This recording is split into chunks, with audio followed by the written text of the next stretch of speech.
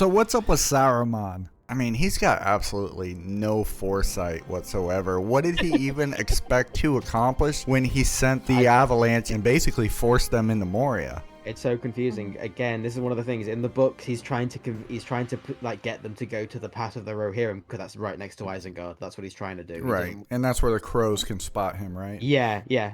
But then obviously in the films, are like, go through Moria where you will die and the ring will be lost forever, even though I want it. Wait a minute, this is stupid. Hang on, wait, fuck, they've already gone. Shit. Yeah, I mean, it would be lost for a millennia. I mean, at best, and that's if the Balrog doesn't find it. And then what happens if the Balrog finds it? Just turns invisible and you got a fucking kick-ass invisible Balrog, I guess. I don't know. Sounds great. I definitely think that Saruman wanted them to turn back and go through the Gap of Rohan. Because then when Moria is suggested by Gimli, Saruman's there, you know. If the mountain defeats you, will you risk a more dangerous road? Moria, you fear to go into those mines. You know what they awoke in the darkness of Khazad-dûm. Shadow and flame. It's very ambiguous whether or not he wants them to go into Moria, or if he doesn't think Gandalf has the balls to do it. I would believe it more obviously if they were trying to go by the path of, you know, by Rohan and stuff like that. But I feel there should have been something to say that, like, I don't know, a bit more explicitly. Doesn't Boromir say we should go through the Gap of Rohan? Aragorn says the Gap of Rohan leads us too close to Isengard. Yeah, sorry, but I mean, but Saruman's not really thinking about that at all. He just talks about Moria. Well, the weirdest thing about it is, if Saruman knows where they are, like, how does he even know exactly where they are to cause that avalanche? Can he see them? If you can see them, you see them enter into Moria. Why would he not, one, maybe he sent his own forces there to capture them at the other end of Moria, or two, relay the information through the Palantir to Sauron, and then, I mean, but then Sauron will have the ring. That may not be Saruman's goal, but one or the other, you know? I don't know if the Uruk-hai were ready. Yeah, they were still being made as well, weren't they? Yeah. The Uruk-hai were still being birthed and armored once they left Galadriel's land. Oh, yeah, they were. The Wood Elves, Yeah. so they had already left, but they still had workers and stuff. I don't know if that would have been enough, to be honest. Saruman's pretty paranoid. He doesn't even tell the Uruk-hai that's what they're going for. I mean, he could have even showed up himself with a giant force. I mean, that might have been enough of just his regular orcs that he has loyal to him. You do get the bit of, like, he can't leave. Why? Because he can't leave. He's the boss. Why can't he leave, though? He can't leave. He's the boss man. Right. Management has to stay in their office. Yeah, he's like, look, what if any of the Uruk-hai have any issues? I need to address them. It's like, yeah, I mean, they might have a labor dispute. They might start picketing outside. You just don't know. They got angling unionized. the management. Look, Lutz keeps wanting a promotion, okay? I have to send him away. Plus, also, I don't know how loyal those orcs were to Saruman. Which ones? The small ones. Yeah, because I think it's more the Uruk-hai, isn't it? They were probably pretty because, easy to manipulate, though, right? Yeah, because when Saruman gets the orders from Sauron to, you know, build me an army worthy of Mordor, those smaller orcs come in and they say, "What news from Mordor, my lord? What does the Eye command?" Yeah. Yeah, because they are two different factions. It's very keen eye. In the Two Towers, it is the Uruk-hai of Isengard and the orcs of Mordor. I will draw you, Saruman, as poison is drawn from a wound. If I go, Theoden dies. What do you guys think? Did Saruman just break character there? If he was pretending to be Theoden, then he basically just blew it. I'm not really sure what Saruman thought he was going to accomplish by acting a fool, basically. Yeah, Gandalf is still where he's wearing his gray cloak, and so Saruman doesn't know that Gandalf is now level 9. It could be that he felt that Gandalf did not have the power to stop him. Yeah, and that is my point. If he really did think that, he already fucked up by exposing himself, and he's blown his puppet dictatorship, because now they all know Theoden is being controlled by some outside force. So even if Saruman was successful in resisting Gandalf, he still would have screwed up his puppet dictatorship. At this point, though, it doesn't really matter more because he's got the army that he's going to unleash on Rohan. Yeah, that's honestly the best defense that I've heard for it, is that Saruman knew he was fucked in that situation, so he was just being a dick, I guess. Maybe he even did, think that he could kill Theoden. Maybe he did. I don't know. I guess you could say, like, even all the people in there, if they heard it, but it's just like if those people were like, we've rebelled against Theoden because we've heard that Saruman did a thing, you'd be like, the people would be like, what the fuck? That sounds weird. That sounds just sus as fuck. Yeah, and the other thing that I heard, as a defense was only Gandalf could hear him saying that. Rohan is mine.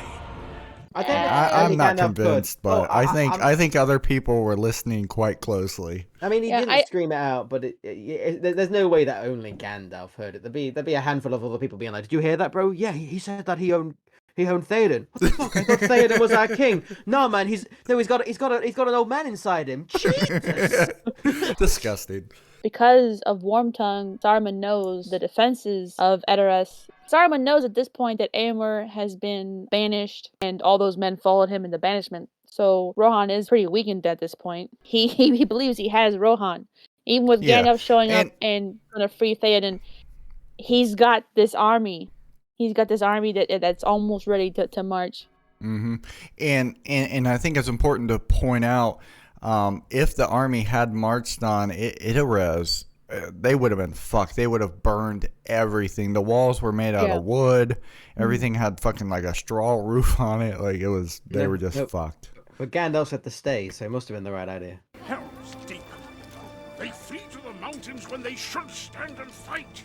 Gandalf's plan was more of, draw him away. No, his plan was to go join Gondor and fight Mordor head on, which sounds fucking crazy to me. I think Theoden made the right decision to go to Helm's Deep. Maybe not all the decisions in Helm's Deep, but yeah.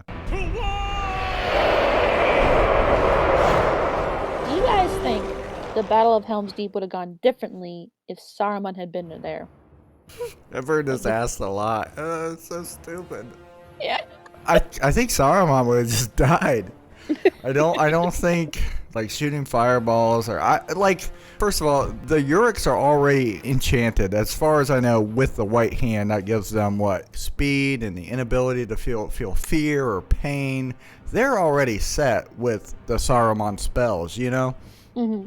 I don't know what Saruman would have done that would have helped them win the battle, especially as foolishly as Theoden played. You see some of his running cards, down. You see Saruman running down with the torch to light the bomb. It's the White Wizard. Bring him down. He runs down. And then Legolas puts 2 arrows in him and he still makes it. As you see him diving into the thing. I guess he could have used the same trick as he did in Fellowship and tried to bring down the mountain on Helm's Deep. Yeah, but that was snow. It wasn't really rock. Maybe he could. And that was one thing I was thinking about in my Helm's Deep review was had they used the fires of Orthanc on top of the mountain to collapse the mountain on top of the fortress, they might have had a stronger hand. I think the problem is, as well, is that it's not a very hard magic system, so it's really hard to know what kind of magic they could have done even if they were there. I don't know. I mean, it doesn't answer the question of whether or not Saruman been there would have changed anything. But I'm I don't know. It could be he could, if he went there, he could have done a lot. At the same time, if he went there, he could have just got himself killed. I don't know. And also with Saruman not wanting to risk himself because he is important. I mean, obviously we know that if he had gone there, he probably would have got killed because then Gandalf would have come with his army, with his horses, and been like, "Yeah, you're fucked." Shit. And then we wouldn't get that cool suicide scene. Yeah. They just charge on the pikes. Yeah. I don't know if you guys know this, but Christopher Lee actually performed that scene and died. No way. Wow. He's a method That's actor. commitment. He is a method actor, He actually studied the dark arts and coveted the One Ring in order to play Saruman. Yeah, exactly. He's quite the actor. Mm-hmm. Rip.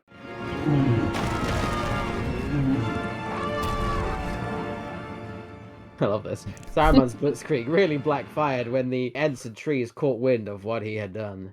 Absolutely no foresight whatsoever. Like, what did he Oh, think oh that they no. would do? I mean, did he just overlook them?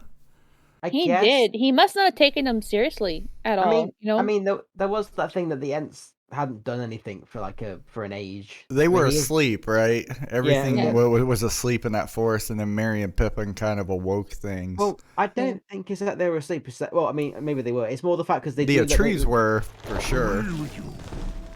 You should not be waking. Go to sleep. Away with you. Come. The forest is waking up. I don't know about the Ents. Oh yeah, the trees were specifically. yeah. I mean, but the Ents, because the Ents, they say that that everything is hasty to them because they just take their time. I think the Ents really don't do anything unless anything makes them react. So they were just kind of chilling in the forest, not doing shit, just because that's what they do. And I think especially after losing the Entwives, they really lost motivation to do anything.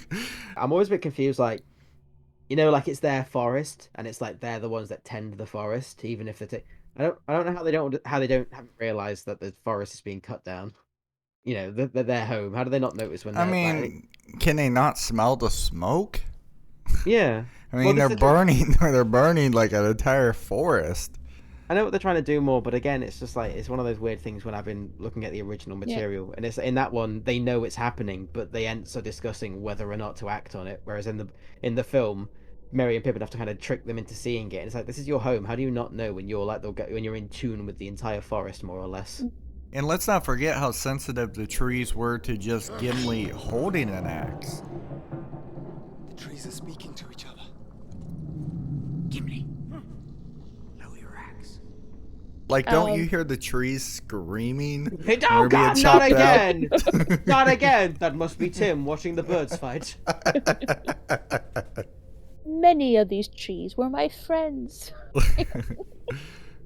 I forgot they were here, but Do you think the Ents may have avoided going to that part of the forest because it was close to Isengard and there were all these strange sounds and smells coming from Isengard lately? They just like, you know what, we're just gonna go deeper in the forest and get away from whatever's going on over there. But the forest is what they treasure. So even if even if it was like shit's going on over there, if it's like their forest, they'd be like shit's going on over there. We need to look. Even in the Ents' mind, they'd probably just like lumber slowly and go, let's have a look and just see what's going on.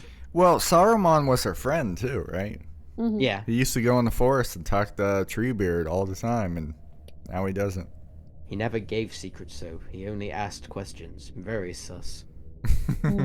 That's how you know it's not a good friend. And thus, Saruman went completely bankrupt. The end. Actually, I have one more question. If they knew the war was coming, why didn't they weaponize Eowyn's soup?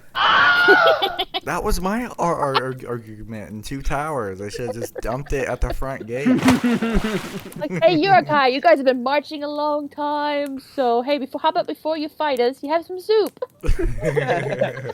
Like, cheers, bro. They fucking have catapults just full of it. It just fucking lands on one of them. It burns. You know what? Like, I know I was super hard on fucking Theoden in my video, but that's my favorite fucking character. Like, I love fucking Theoden because of his struggle, because of his character arc, because of, like his fucking death, his fucking How speech. different he is to Denethor. Yeah, exactly. And like that's how Aragorn learned to be a king, was between the contrast between Theoden and Denethor. One last thing, what are you working on? Well, I'm glad you asked. I am working on a combination of communism and pain. Yeah, don't ask. If you like this video and you want to check out some more Lord of the Rings content, click on this video and check out my playlist.